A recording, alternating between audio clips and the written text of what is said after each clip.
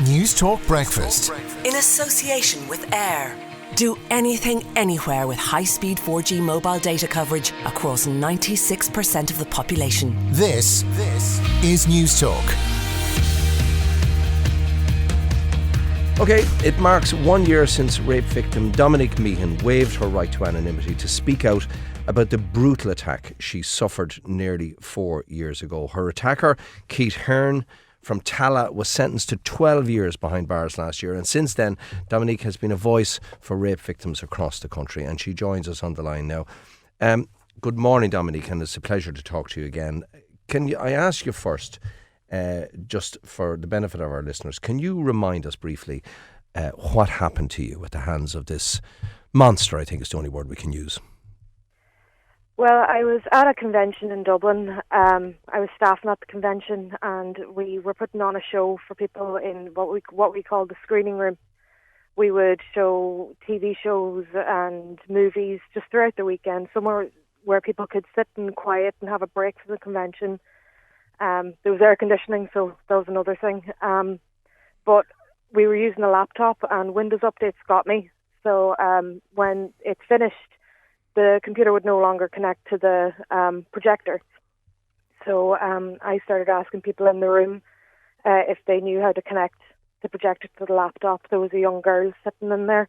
She had no idea, but Keith Hearn was sitting at the back of the room, and he said he'd give it a go. He was standing very close behind me. I was sitting at the computer. He was standing very close behind me, and kind of a bit too close. I was a little bit creeped out. So when he gave up, he went back to his seat. I tried for a little bit longer. He came back up again, tried for a little bit longer. And eventually I was like, no, I'll just call one of the techies. They'll know better than I will. So the young girl left, and I made to leave. But because Keith was at the back of the room towards the door, he was between me and the door. He slammed the door shut. What did he do? I instantly knew what was going to happen. I started screaming. He said, what's going on? What's wrong? And I was backing up. He pushed me against the wall, and I managed to get him off me. I hit him with my phone. I broke my phone. I managed to get him off me. I think it was twice, but eventually he had an arm around my throat and said, if you don't stop struggling, I'm going to break your neck. So I stopped struggling, and he raped me. Now, Hearn, who was from Tala in Dublin, he pleaded guilty to 2 counts of rape, 1 count of oral rape, and 1 count of false imprisonment against yourself. And this happened in the Crown Plaza Hotel in Blanchardstown on July the 4th, 2015. Now, after that, when he pleaded guilty, you took the very courageous stance of deciding to waive your right to anonymity and basically tell the world what happened to you.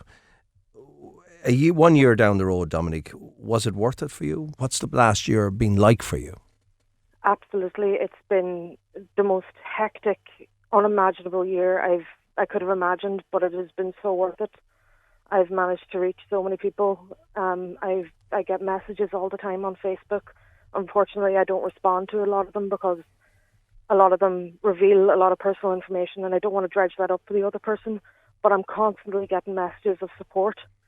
And I spoke at one of the sexual assault treatment unit meetings they have every year.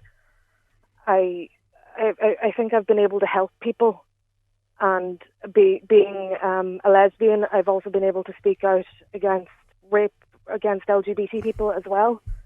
And it's just been a year that I will never regret, but wish I didn't have to do, if that makes sense. So it was, I suppose, therapeutic, was it, to decide to identify yourself and come out and speak if you feel that you've helped people? Yeah, it was, I most of the time I see people on the TV that do the same thing as me, and they're very calm and poised. But the reason I have done this is not it was for my own benefit, really. I am a very angry person since I was attacked. I would have considered myself an angry person, but I did this to show him that he couldn't beat me. I did this to spite him and help people to spite him. I probably shouldn't be saying something like that, but that's how I've gotten through this whole year.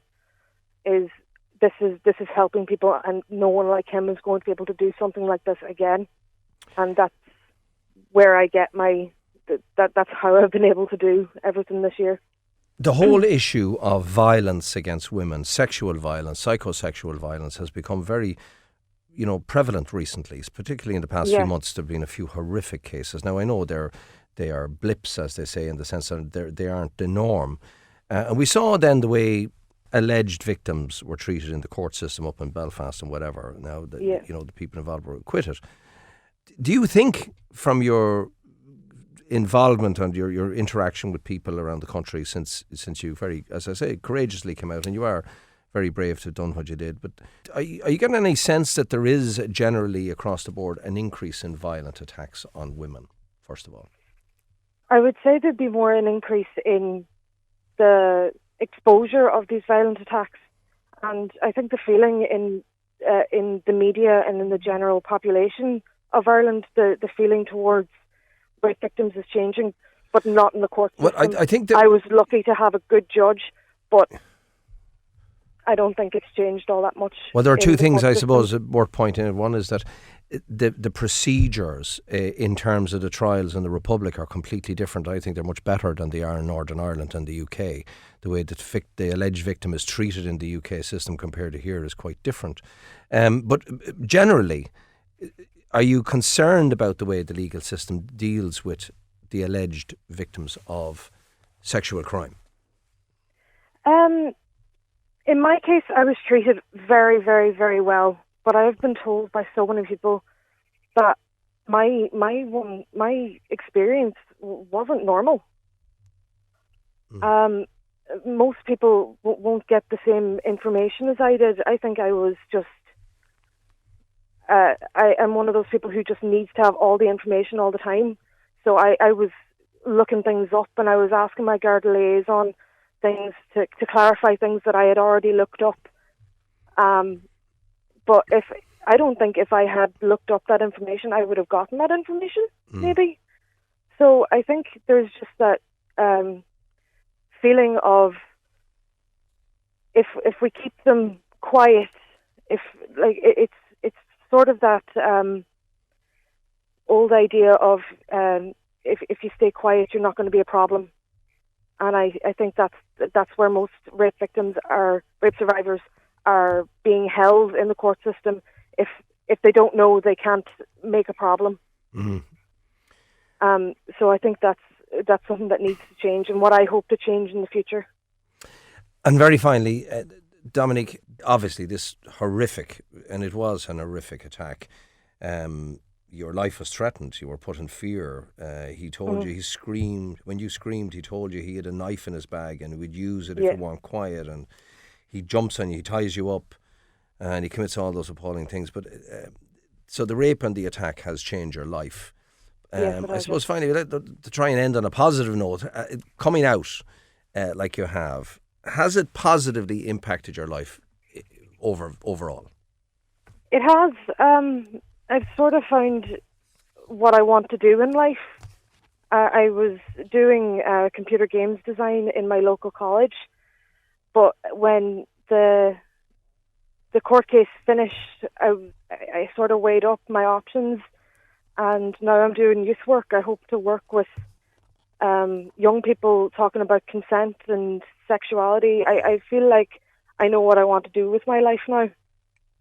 So I think it has, in a way, helped me. If that, in a twisted sense, I think it has helped me. Well, it's been therapeutic, certainly, and you're obviously the kind of person who's very strong anyway. You're articulate, and I can see how you probably have helped an awful lot more people than you even think yourself. Thank you very much. Well, it's a pleasure to talk to you, Dominique Meehan. I hope life is good for you and that you go from strength to strength. And thanks very much again for talking to us here in Newstalk Breakfast. Thank you very much, Paul.